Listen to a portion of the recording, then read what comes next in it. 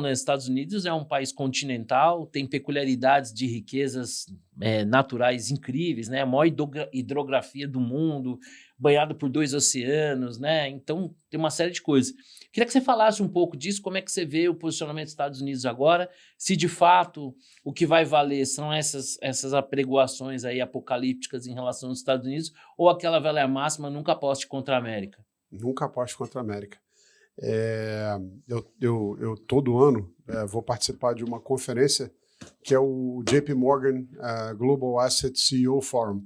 E o Jamie Dimon recebe todo mundo numa quinta-feira à noite para um jantar.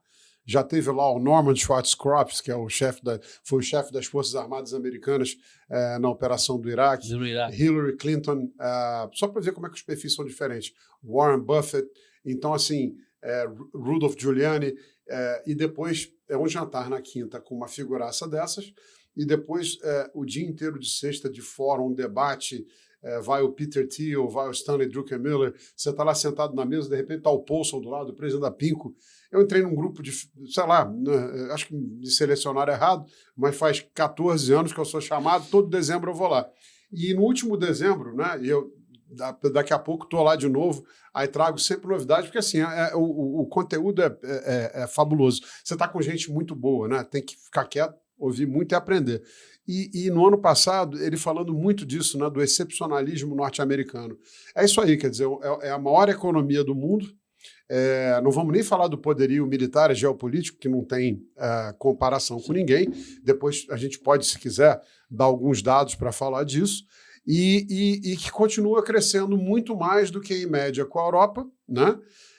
Hoje, aliás, eu acho que nunca, talvez na história recente, abriu tanto gap, né? Nos últimos 10 anos, os Estados Unidos abriu 60% gap de renda para a Europa, e nos últimos 6 anos, 60% de renda para o Canadá. E não tem nenhum sinal no horizonte de que qualquer chance de reverter essa tendência. Aliás, ao contrário. Então, o Canadá hoje, os Estados Unidos têm 50 estados, né, contra os 27 brasileiros. Se os Estados Unidos hoje anexassem o Canadá, se o Canadá resolvesse fazer parte da União, ele seria o 51º estado em renda per capita.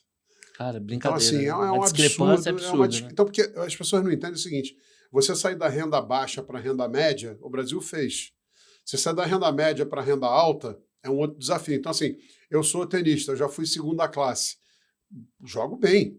Se é da segunda para a primeira, não, aí é um gap. Absurdo. Porque além de algumas qualidades técnicas que eu não sei se eu tenho, você tem que ter preparador físico, não beber. Nutricionista, até psicólogo, dormir, né? Para você sair dali para ser profissional, é um outro gap. É um funil gigante. Mas você sair do 400 do mundo para ser o 150 do mundo, é um outro gap. Para você sair do 150 do mundo para chegar nos 50 do mundo, é um outro problema. Você ser o Roger Federer, que são os Estados Unidos, o que o Fonseca está fazendo agora. Você já entrou num negócio que, assim, é um outro desafio. Qual o problema da China? A China conseguiu tirar 500 milhões de pessoas da pobreza absoluta. Tem gente que acha que dos meus posicionamentos sobre o que eu vejo da China, não é torcida, é o que eu estou enxergando, que eu sou... O que eles fizeram não tem paralelo na história da humanidade. Não quer dizer que eu gosto da natureza do regime. Claro. Agora, se chegar dali e vir para o desenvolvimento, e depois do desenvolvimento você vir para uma renda per capita como a norte-americana, é extremamente improvável. E você precisa de algumas coisas. E poucos países do mundo, como você falou no começo, reúnem as mesmas coisas. Então, assim, vou chegar no Trump, mas vamos primeiro falar da fortaleza americana. O que ela é? Primeiro, tem 2 países no mundo, vamos tirar a Rússia da história, que além de ter um maior território, mas um grande pedaço tem deserto, tem uma parte que é gelada e tem uma população menor. Mas tem 2 países no mundo de tamanho continental e com população grande. Porque a Austrália é enorme, tem um deserto no meio e tem pouca gente. E concentrado muito ali no sudeste. Né? Estados Unidos e Brasil, só. Com riqueza mineral, com recursos naturais, com uma capacidade de produção agrícola fantástica. Mas tem uma grande diferença. O Brasil, ele é assim, vertical, os Estados Unidos são horizontais. O Brasil tem uma costa imensa, mas toda a costa tem uma escarpa. Então, para você subir do Atlântico, que a gente só é banhado pelo Atlântico, para chegar para o Planalto Central, você tem que subir lá uma escarpa enorme, que é o que impede a história do trem-bala, de uma série de coisas.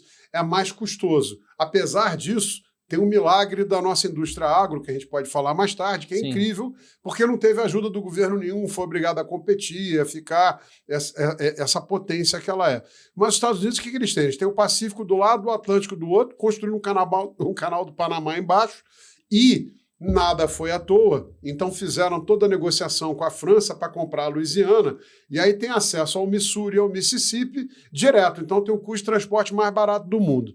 É o segundo maior, o terceiro maior produtor de petróleo do mundo, só que não exporta. Fica consumo interno e faz reserva estratégica. Tem tudo que a gente pode imaginar. Tem a produção agrícola maior do que a do Brasil, mas é o segundo maior exportador, porque o consumo próprio é gigantesco. E tem outras coisas, né, que hoje não tem nenhum país do mundo que rivaliza. Por exemplo, tem o maior orçamento militar do mundo. Os 10 maiores orçamentos militares do mundo, os Estados Unidos é o primeiro.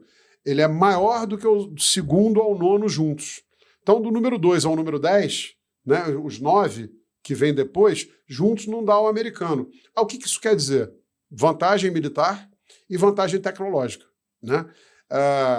Quando alguém pergunta sobre China, eu falo o seguinte: desde que os Estados Unidos se tornaram independentes, em 1776, eles passaram 15 anos sem ter um conflito externo.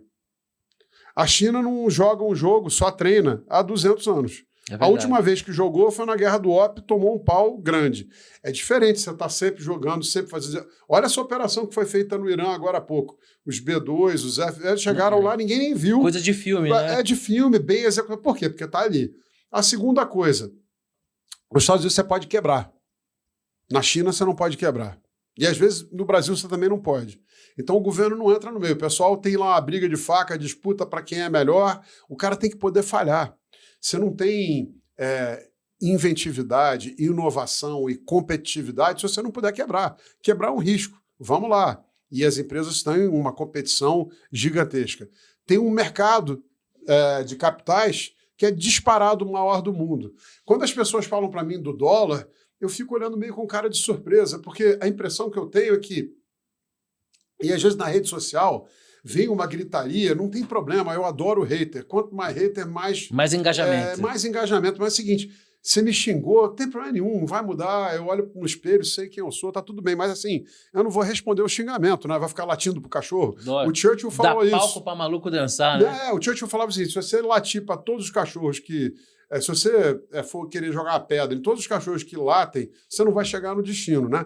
Agora, às vezes tem uma pergunta boa, e aí você responde. Só que raramente, quando eu coloco esses argumentos sobre os Estados Unidos, vem alguma coisa que você fala assim, pô, essa pergunta aqui, isso faz sentido. Parece que tem um sentimento anti-americano meio mofado, né? Lá dos anos 60, né? Que não entende o seguinte, todos os regimes que foram dominantes antes tiveram um caráter muito mais autoritário. Mesmo os ingleses. Sim. Você vê lá a figura do cara de paletó bege, com um bermudão, aquela meia até o joelho, bota, tomando lá o chá no plantation. Né? O americano não é assim. Você vê lá a colonização europeia na África. Pô, o Congo belga levou o Joseph Conrad a escrever The Heart of Darkness, que virou na mão do Coppola aquele espetáculo do Apocalipse Sinal. É o terror, né, da escravidão. A própria independência americana, né? Eles lutaram pela independência no quintal deles, oferecendo a vida dos filhos, né? Porque diferente da gente, quando o Mayflower chegou lá, eram pessoas que estavam sendo perseguidas por perseguição religiosa e que estavam buscando uma nova casa. Nós fomos separados em capitanias e fomos destinados a que hoje o pessoal chama de os campeões nacionais. Exato. A gente foi destinado à extração. Exato. E teve o ciclo da cana, ciclo do pau-brasil, ouro. Ciclo do ouro, ciclo do café, e daí vai, né? Lá foi criado para ser uma casa. A própria colonização, né? A gente ainda está na costa, né? E eles cruzaram o país, né? Com a cara e com a coragem lá na corrida do Velho Oeste. E tem o conceito, né, de cidadania, de PTA, de Parent Teacher Association, de estar lá presente na escola, no seu bairro. Nós ainda comunidade muito forte, né? Então, eu vim agora do Japão, e o que você vê no Japão é um negócio maluco. O sujeito ter sucesso individual é legal, mas ele realmente é respeitado quando ele tem um sucesso que contribui para a coletividade. A gente aqui tem um governo que tira tudo, nos atrapalha, não dá segurança, muda a regra, e aí é cada um por si, Deus por todos. Então, assim, olha o que acontece no trânsito. Você vai lá, hoje mesmo, 2 vezes, eu fui lá atravessar um sinal, tá o carro parado no meio, o meu sinal tá aberto, o cara tá fechado, e o cara tá se achando no direito, ele tá te atrapalhando. Não existe essa preocupação com o próximo, né? Você sabe que uma vez eu vi uma definição da diferença de um país subdesenvolvido para um país desenvolvido, que é o seguinte: no país desenvolvido, quando o cara vê o amarelo, ele para. No subdesenvolvido, quando ele vê o amarelo, ele acelera. É isso aí. Eu acho que acaba sendo... É quando você não percebe que a tua liberdade termina quando começa do outro, né? Mas voltando aos Estados Unidos, o que eu vejo nos Estados Unidos é o seguinte: eles têm hoje o mercado de capital mais profundo do mundo, 60% das reservas globais são em dólar. Ah, mas isso no Covid aumentou, porque uma crise intensa procura o dólar aumenta. Mas há 10 anos atrás era 55%. 88% das transações globais são em dólar. 88%. Então, assim, não adianta o Ray Dalio, com todo respeito, pô, o Ray Dalio, você vai discordar dele? Vou. Mas tem um respeito absoluto. Pô, o cara tem um sucesso que eu nunca vou ter. Mas tá errado. Quando ele falou Inglaterra, pegou da Holanda, ganhou a batalha e aí virou o novo império. Aí depois passou o bastão para os Estados Unidos. Os Estados Unidos vão passar o bastão para a China como? A China não tem moeda conversível, tem o mercado fechado. Como que você...